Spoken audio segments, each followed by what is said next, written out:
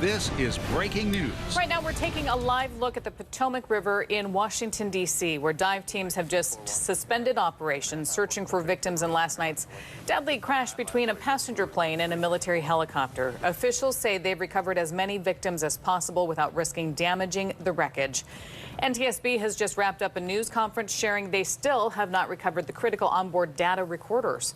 Good afternoon. Thanks so much for joining us for Katu News at 4. I'm Deborah Knapp. And I'm Rick Asway. Victoria Sanchez is at Reagan National Airport with the briefing and what to expect tonight into tomorrow. We just got our full press briefing from the NTSB, and they tell us that this is going to be a thorough investigation, but they're not going to be giving us very much information until tomorrow when we get another update. That's because this is their first full day investigating this crash. Now, we heard from the chairwoman that they let the search and rescue crews go first to see if they can find any of the survivors from this crash that happened Thursday night around 9. It was the mid-air crash over the Potomac River that collided with an Army Black Hawk helicopter. What we do know from NTSB is that they said that they will be on scene as long as it takes.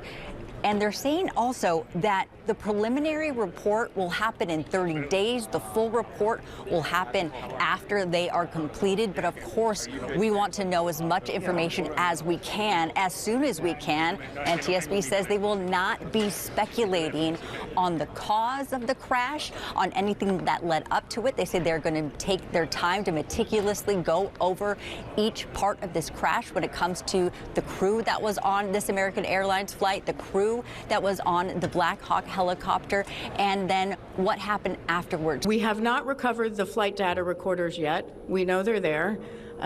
They are underwater. This is not unusual for the NTSB.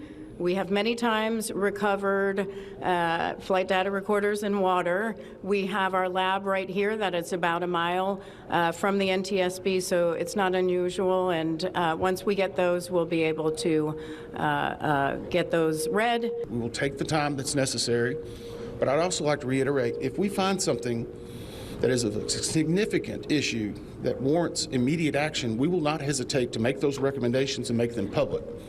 There are a lot of people hurting today. We will help find out what happened. We will do it factually, and we will do it accurately. Now, while there are a lot of different agencies involved in this investigation, including the Army, NTSB is telling us that the only information will be coming from them. So we will just await their next update, which we believe will be Friday morning. Reporting in Washington, I'm Victoria Sanchez. Well, this just into the K2 newsroom. We just found out that the black box has indeed been found, so we'll get more information from that later. You can't help to think, but in situations like this, what if it happened here? PDX is, of course, right next to the Columbia River. K2 Shelby Slaughter joins us live from Northeast Portland now. Shelby, you spoke with the U.S. Coast Guard. They would lead the emergency response for any kind of aircraft incident on the water. Yeah, right. Local crews here are constantly staying up to date in case the worst were to happen. And a lot of that training is happening right here on the Columbia River. Now, prepping for the worst, but it's something officials have to do here in Portland between Portland Police, Portland Fire and Rescue, and the U.S. Coast Guard. Officials from those agencies tell me they have a plan, with the U.S. Coast Guard taking charge if something happens here in the waters near the airport, which would be the Columbia River. One of the main things that we have is we have a thing called the River Safety Task Force, and that brings together a group of it's Coast Guard, it's fire and law enforcement, and other port partners that all have vessels. And what we do is we practice for this type of event, right, and for on-water catastrophes. So it's not necessarily like what or how it happened, it's the fact that it happened, and we're preparing for those contingencies.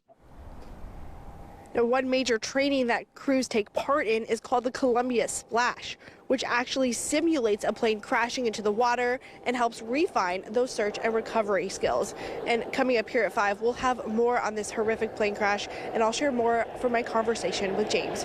Reporting live in Northeast Portland, I'm Shelby Slaughter, K2 News. Shelby, thank you. We're closely tracking this crash, and we'll have updates throughout the newscast.